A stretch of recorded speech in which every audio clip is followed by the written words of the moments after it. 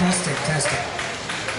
Okay, ladies and gentlemen, we have two Jimmy Olsens here who need no introduction whatsoever. So let's give them a big round of applause.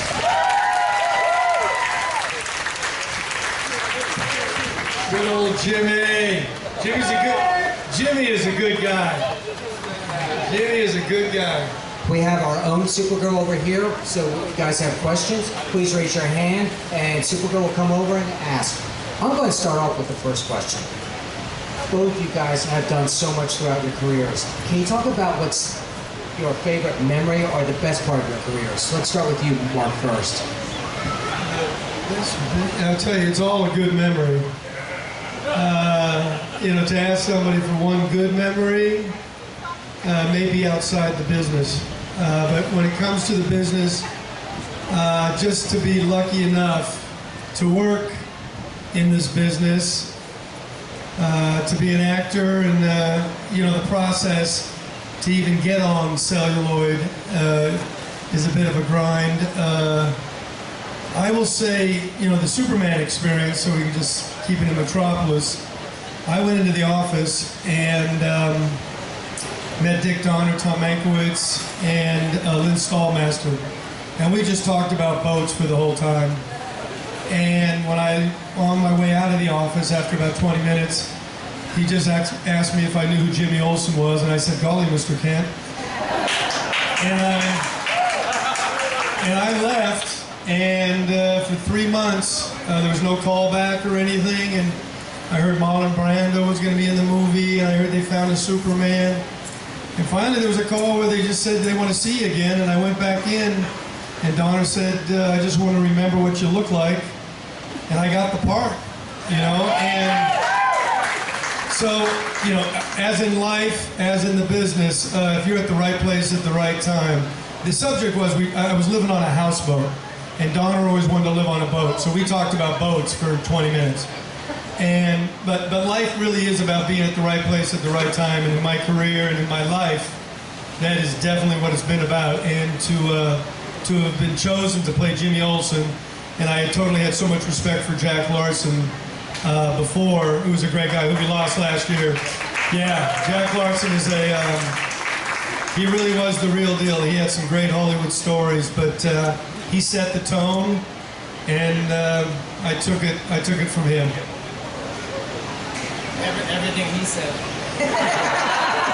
No, actually, he was my Jimmy Olsen, so I'm very excited to be here. I was lucky to meet Jack Larson as well. He came to visit us. I think a little bit of what he said is true, though, is to be able to continue to do what I love and still get paid to do what I love that's the best kind of blessing or gift. I always find that when I finish a job, I'm ready to do the job. So if you were to ask me what my favorite moment is, probably the last moment of my last job, because I feel like that's probably the best I could be at that moment. But the whole journey of it is amazing. And even Lois and Clark, I was supposed to do another show at Warner Brothers, and they were developing a comedy, and the director was friends with the woman that they were developing the comedy, and he goes, "Can I have him come in and we're going to do the Superman show?"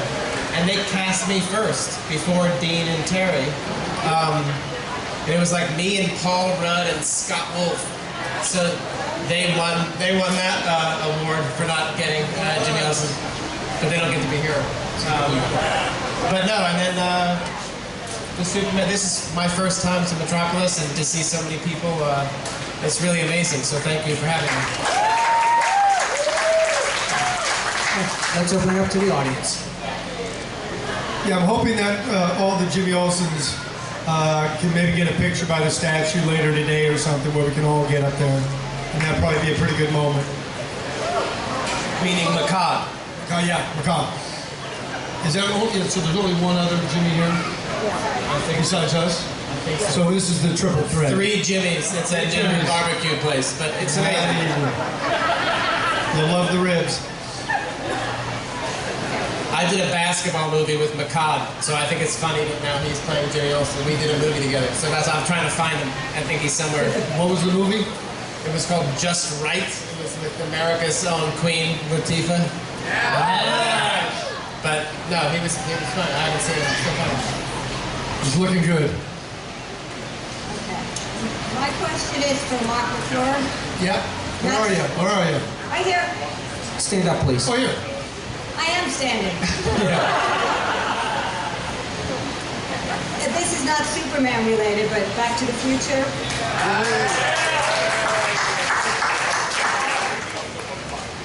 You were in 1 and 3. Were you upset that you weren't in Superman 2?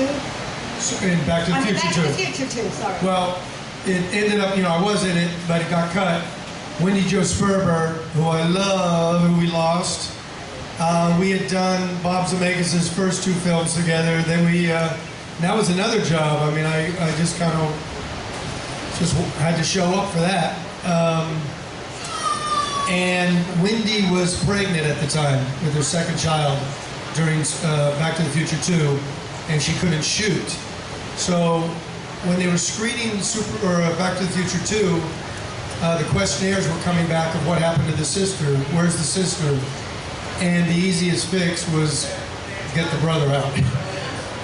So you didn't have to worry about the family, just kind of get the family out. And that's what happened. And I think the scene is in the making of or in the digital. Did you guys do 2 and 3 at the same time? Didn't you? No. No, that was in Superman. Superman, we filmed 1 and 2 together. Back to the Future was each separately. And Bob Zemeckis, who I've done I Want to Hold Your Hand with and Used Cars, he's one of the best. In my lifetime, that's another thing, right? That's your blessing. Bob. Well, it's like, I work with Ron Howard with Apollo 13. I mean, these are directors that could tell stories on celluloid. And it's not an easy thing to do. There'd be a lot of great films out there if everybody could do it. But to really tell a story and to sit in a movie theater and get involved with characters like Jimmy, like Lois, and what we're lucky, these iconic figures. It's so important to make them translatable in a movie theater and for people to identify with them. And it was, as far as the filmmakers are concerned, Ron Howard, he does those kind of films where you watch the film and you relate to the people. Superman with Dick Donner, you related to the people. And that's the trick, and I've been lucky to be in the same room with a lot of great directors in my lifetime. Now I'm going to be turning 60 this year, or next year, and I'm grateful every day, and I tell you, I do love coming to these things, because as far as you guys that make this world what it is, you guys are as honest as anybody I've ever met, and I appreciate that. Thank you for that. I really enjoy coming to these things. We are also live streaming from Facebook. We have a Facebook question from Natalie Levine. What was Michael's favorite part about being on Lois and Clark? I loved Lane Smith, who passed away. He was sort of like a mentor to me, and he became a good friend and gave me a lot of advice. And I love John. I made good friends. Those guys were great because they both took care of me in a way when I was younger. And I had parents. They didn't take care of me. John Shea's like the mayor. Like when we filmed at Warner Brothers, and it was the time they were doing like Lethal Weapon or Demolition Man, and John's like, well, let's go check everything out. He walks around, he's like the mayor, and every stage door says no one's allowed on the stage unless you have like you have to be part of this movie. And John just walks on. He goes, if you act like you belong here, they don't. And so to this day, I now walk on although it gets more strict with all the Star Wars and everything. They don't let you go as much, but those guys were great. But Lane in particular was a good pal. And I made a little movie that probably nobody saw in Boston, and both John and Lane came and did like they both played little parts in it. But it was fun. And also, Dean was not really an actor. He was a football player, and she was an actress and had done a lot of work. So she was working really hard, and he was just nice. No matter, he couldn't do anything wrong but be nice.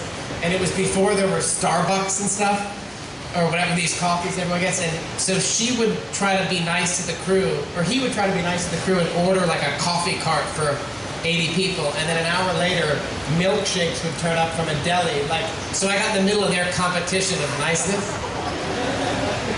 I don't know. It's a tough competition. Then I think in the second season they all got bikes, but I wasn't part of that. So I have a car. It's all right. It's fine. First for Michael, we've had Dean Kane's been here, Lane Smith, John Shea was here last year. It's great that we're finally getting to see all the great players from Lois and Clark that show up, and we want to thank you for being here as well. Thank you for having me. Mr. McClure, your appearance on Smallville was a treat for all of us, just to be able to see you again, and it was an additional stamp of approval from the Donner collection to have you on there, and you finally got to be a Kryptonian. What was the process? Did you actively seek that role? Did they come to you? Did just an agent throw you a script? What was the process that brought you to Smallville? And if there's any special memory from that time you can tell us. I do believe Margie was the first. Was Margie the first to appear on the show? And then Chris? Yeah, I think it was kind of in that process. No, I mean, they just, I'd always heard it was in the works, it's going to happen, and when it finally happened, it was interesting, because usually when they kind of do little cute things, they kind of, just kind of have you walking through the office and throw a little line out there, but it was nice that they actually had a part for me to play this Dax tour, and I forget the name of the bad guy that got me with the needle. Who was he? The Brainiac. Brainiac. And that was pretty cool. I know I loaned the star of Smallville. I had the DVD collection with me, and I was just kind of watching it on the flight there, and I gave him Superman 2, the Donner cut, to watch, because he had not seen it.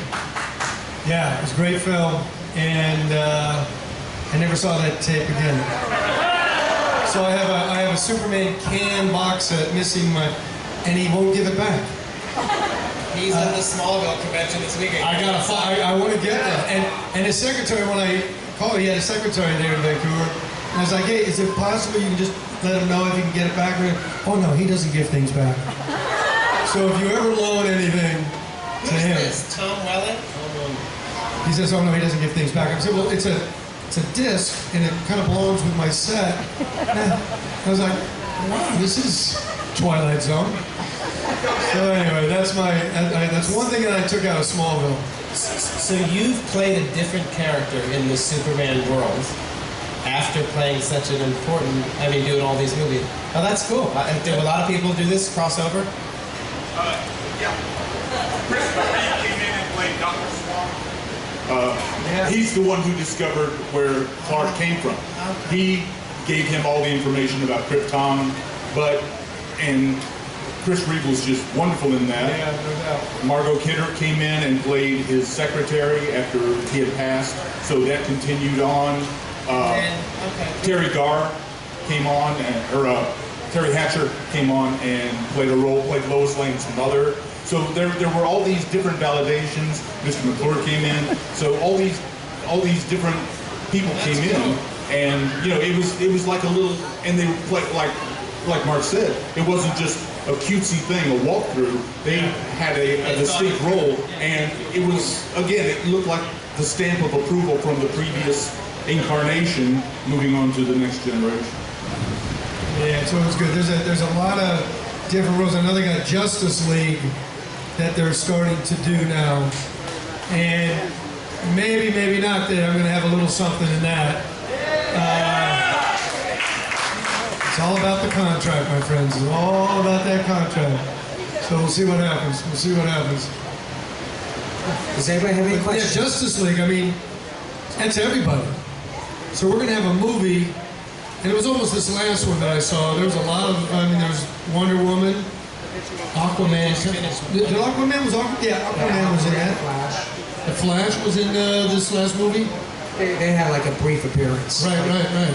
So it's going to be incredible to get everybody on the same screen together, and who knows what that's going to do. That's just going to be 27 Star Wars. This is...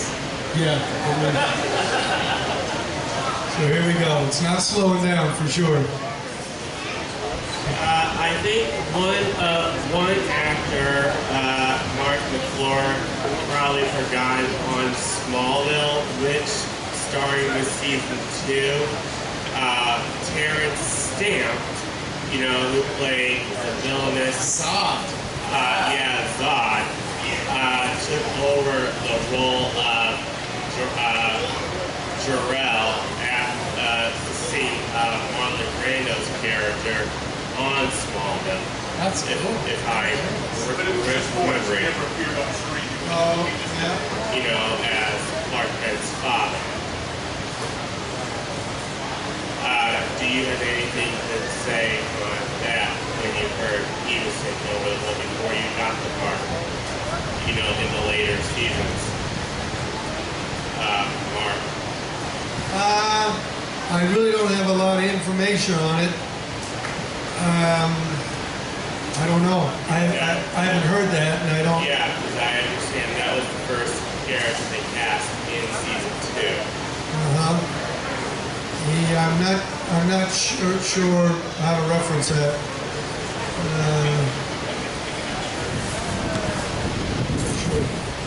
Does everybody like the new Henry Cavill Superman? He's not here. I was just really concerned. But okay, good. All right. Has Henry been here? No? Yeah. He'll make it. He'll make it here. He's a good actor. He's a good actor. Is everybody with the evolution of the Superman outfit? As much as I like Henry, I'm not going to go any further than Christopher Reeve in this lifetime. And it's interesting how I guess as we get older in our lifetime, before it's all said and done, we'll maybe see another edition of the outfit. But the evolution of it is always kind of difficult to see for me. It's like, Joshua, was it Justin? With the Superman here? Joshua? Yeah, the Superman here in Smallville? Or here in Josh. Yeah. He looks great. And I see that outfit, and that just represents everything to me. And, the new one's good, but it seems to be just for me, it looks like another character. It looks more like Aquaman than Superman. Or Lizard Man or something. I'll go with Lizard Man. Is there a Lizard Man? Is that available? Mike? Time will tell. I think Lizard Man is still possibly available. It's got an Under Armour feel to it. You can't rub them the wrong way.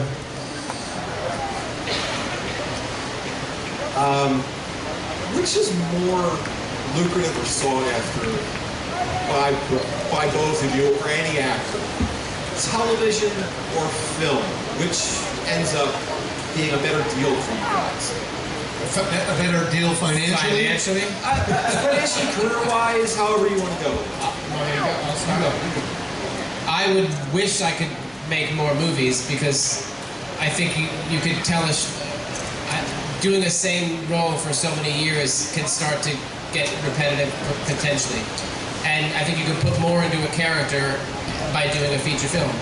Right now, the state of the movie business, from my experience, is it's almost like when an actor would go to a play. You do it because you love the material, but there's not really any money. I just made a $50 million Matthew McConaughey movie where, other than Matthew McConaughey, you don't get, you get paid more than maybe a Gardner or so.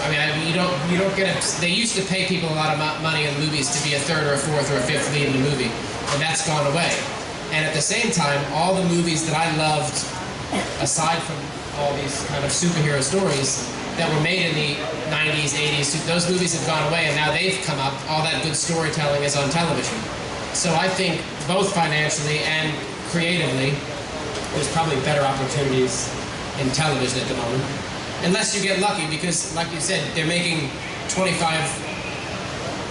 Captain Americas in every one of these stories. If you can get into one of those and you can pop, if Robert Downey Jr. was sitting here, he would say it's fine because he's the highest paid actor on the planet.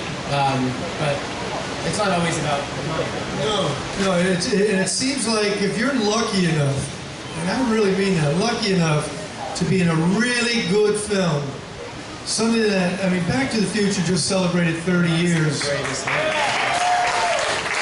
I mean, the idea, let's just say you just do 10 films in your career, if one of them is Back to the Future, 1, 2, and 3, and if one of them is Superman 1, 2, 3, 4, and one of them is Apollo 13, I mean, that's hard to do because it's just, there's not that many films that could stretch out over our lifetime, you know? There's films that we see and you go on, but you know, the trick is doing good projects, and when you read a script, when you meet the director, when you go through the process, you don't know.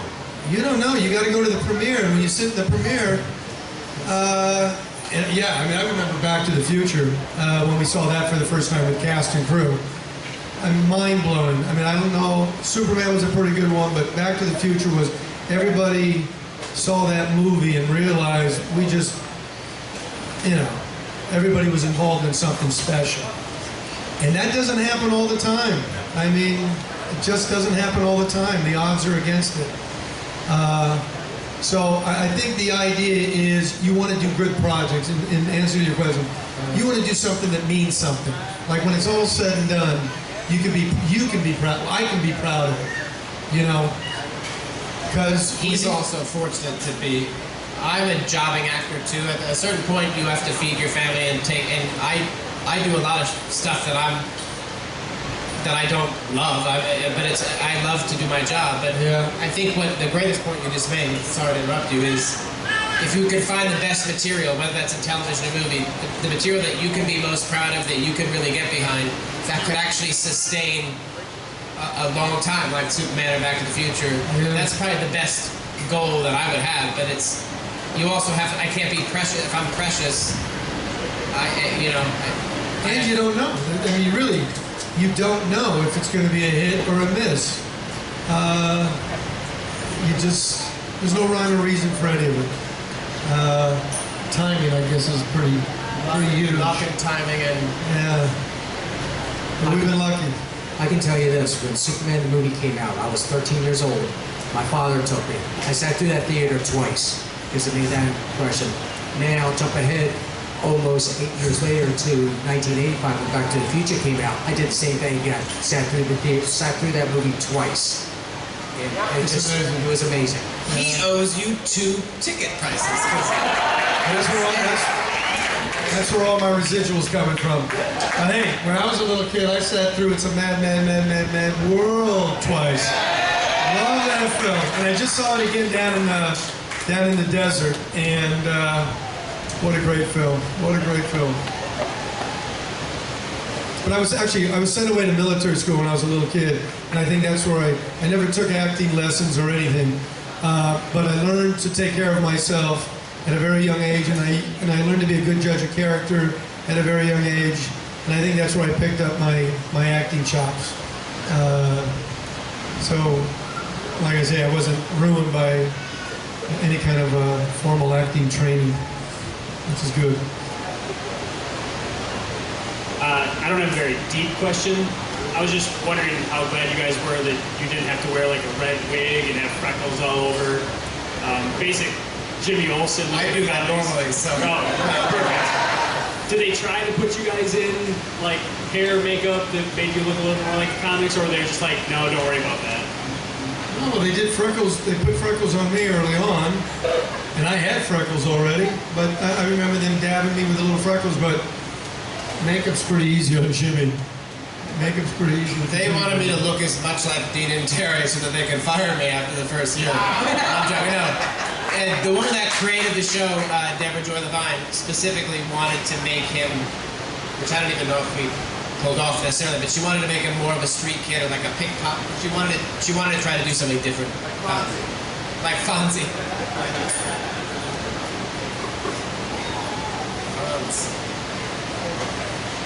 I have a question for Mark. how did you like being in the Supergirl movie? Supergirl movie was pretty good. The director, Jimmy Schwartz, had just come off making, I believe, Jaws 2? Jaws 2 or Jaws 3, and he was saying it was the greatest sequel of all time. So right away, you're kind of questioning everything. He was pretty good. Faye Dunaway, yeah, she's a great actress, but she didn't want anybody to look at her, and everybody had to be very quiet when she was on the set. That kind of zapped a little bit of the joy. Brenda Vaccaro was great. Helen Slater, fabulous. Has she been here? Has Helen been here? Yeah. She really was. She was good. And Hart Bachner was a great guy to hang out with. I had fun. I always have fun everywhere I go. And Faye Dunaway is great. And I'm not quite sure how many sets she did that to, but I think coming onto the Supergirl set demanded that everybody kind of be quiet and not to look at her. I mean, I can understand if there's a certain role you got to kind of carry yourself with. And she was pretty evil in it. Maybe she had to really concentrate for that. But I remember a pretty good experience with Supergirl, and Helen Slater was very good at her part. And my only problem with that film was how they did the product placement. And Jimmy Schwartz, and how he did make sure a product was placed in the film. If you ever watch it, you'll notice the A&W Blue Beers. I remember there was a thing where those two guys that were drunk were giving Supergirl a hard time, and the one guy had that brand new A&W t-shirt on. And I remember they weren't very happy about how they got placed into the film.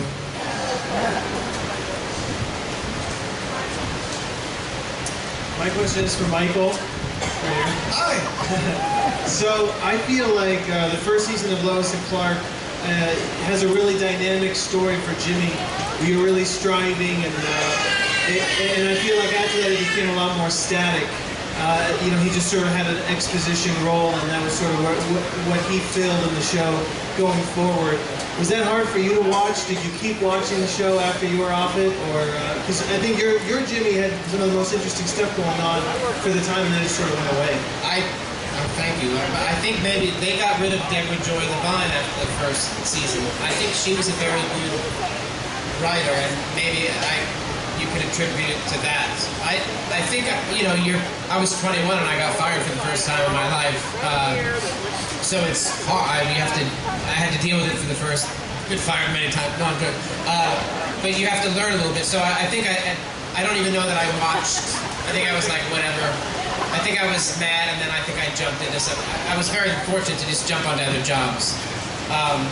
But I always thought part of my way of making myself feel better about getting the boot was that I'm positive.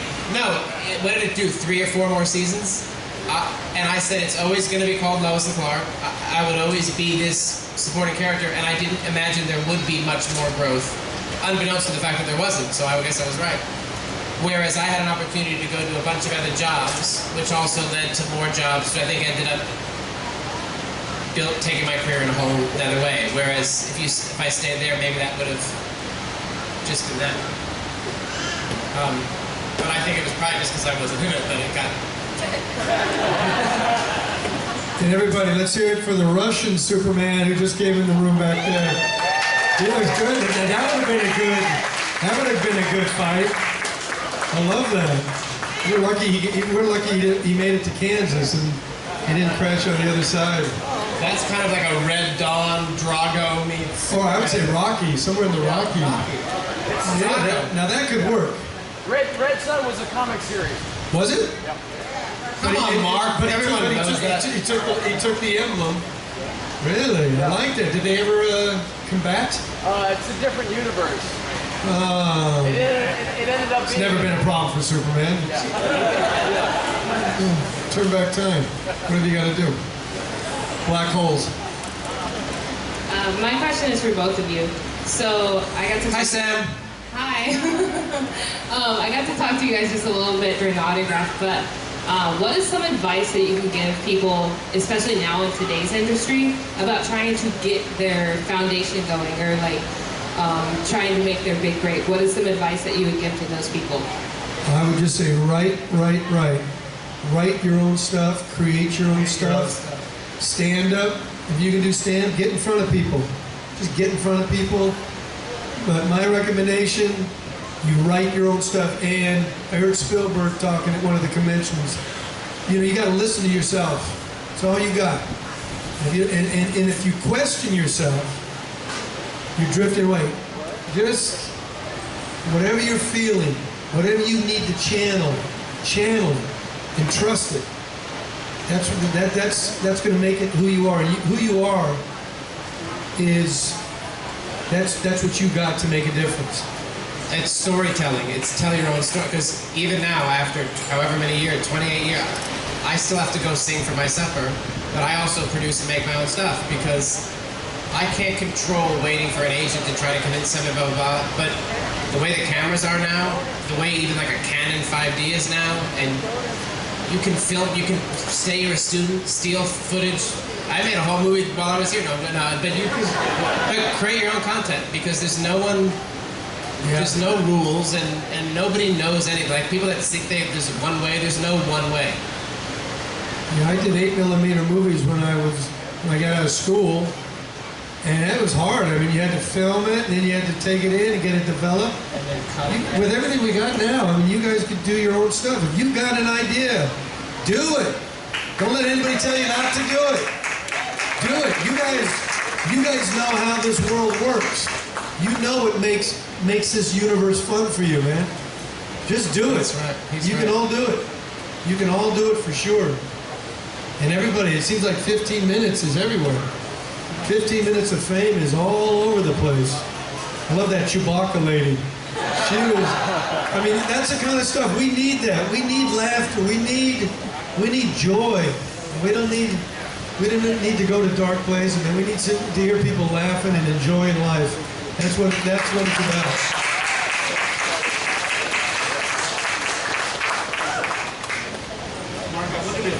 Talk a little bit about the changes in what we've seen from action films from 78 to where they are now, with CGI now being what it was back then. If you talk about how the industry changes. Well, it's all gotten pretty good, but I think it's taken over the story. And I think that the problem, he was asking about the effects, and they're all pretty good, but if you haven't got character, we're just kind of watching a documentary about special effects.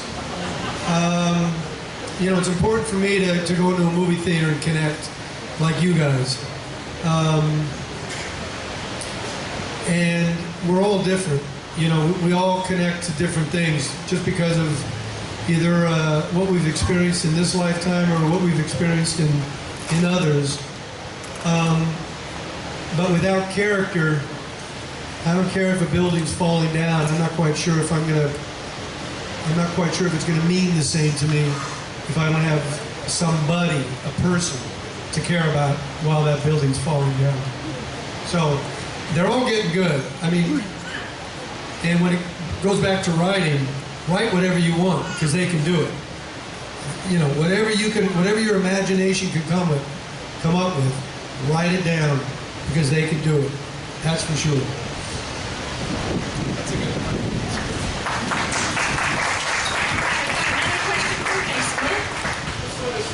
Matthew Risotto, he wants to know, Mark, what did you learn from Christopher Reeve's example?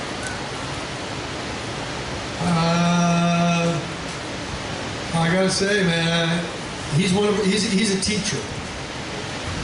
You know, in this lifetime, Chris, you know, to go from here to there in a lifetime is pretty incredible. And he did it. He got up to the podium. Michael J. got up to the podium. And I think, like when you're dealt with something, and you go outside and you talk about it, that's good. Christopher Reeve, he was the best.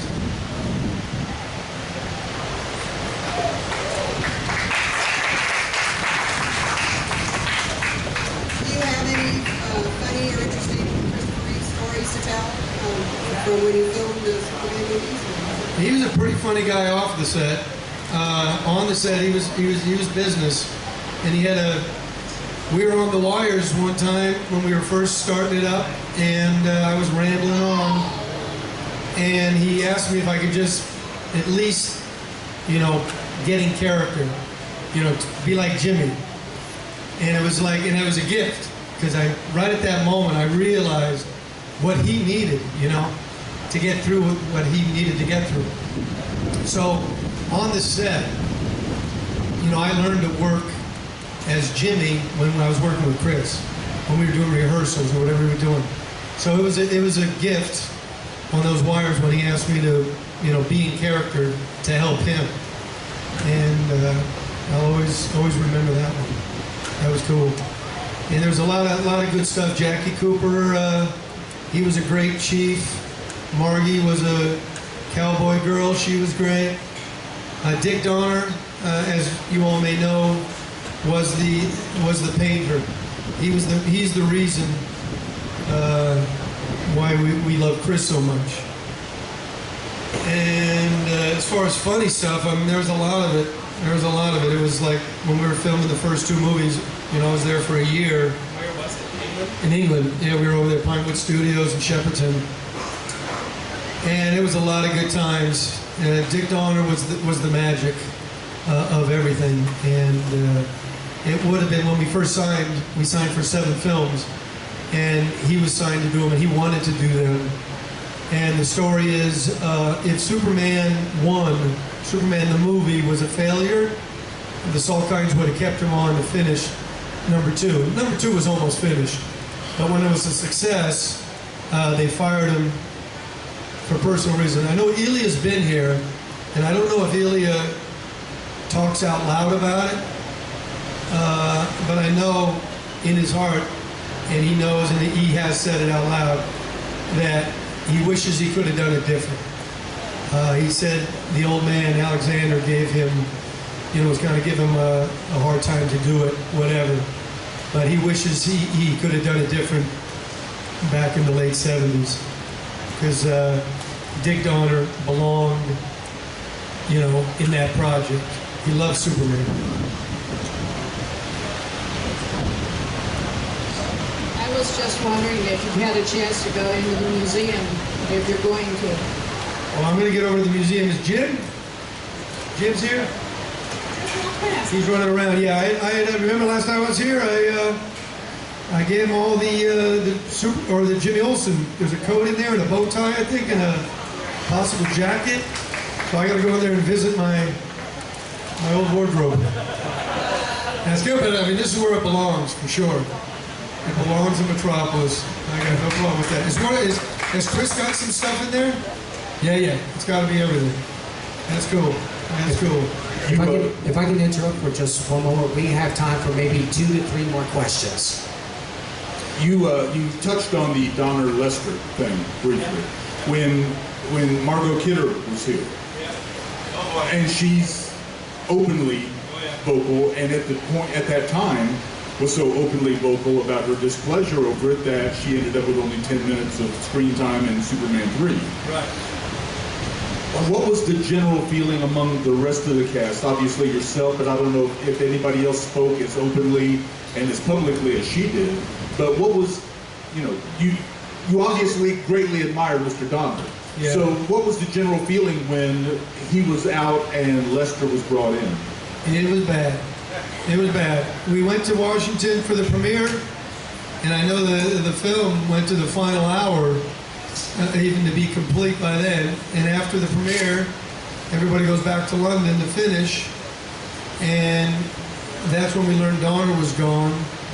Chris would have been the guy, and he was still pretty young in the biz, but he would have been the guy to stand up.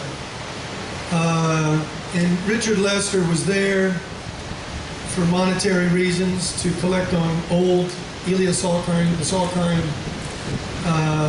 money that they owed Richard Lester. So the only reason he was there is to do something to collect the money that he was owed. And Dick Donner, you go into a movie set, Dick Donner, you work, you find a scene, you make it honest, and then you shoot it. Richard Lester, you get on the set, he's got an X over here, he's got an X there, and an X here, he's got 3 cameras. He tells you to stand there, say your line, then walk over there and say your line. So, there's a difference there.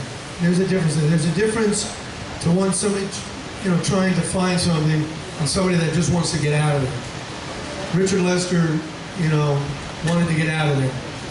And that wasn't a good thing. We had to work. I mean, we signed a contract, but it wasn't good. It wasn't good. And like you guys don't know how much people love Don. He was beyond the Call of Duty. So it wasn't good. It wasn't good. And then he came back and he did number 3. And he was a nice guy. Lester's a great guy. But he didn't belong there. He didn't really belong with that project. And it all kind of going where it went from there on. Okay, we have time for just one more question. All right, that's a really good one. Is it good? Are you sure? Yeah. Awesome. Many of the actors in the Superman franchise got their acting training from different places. Christopher Reeve went to Juilliard. Richard Pryor got his training by going to stand-up, comedies. So went to the study with Meisner at the Playhouse, the neighborhood Playhouse. Was there a particular teacher or director or artist that you worked with that you said, hey, that's the person that gave me the tools to do my craft? I learned a lot from this person. Stella Adler for me before she died, yeah. Ooh. That's the top. Wow.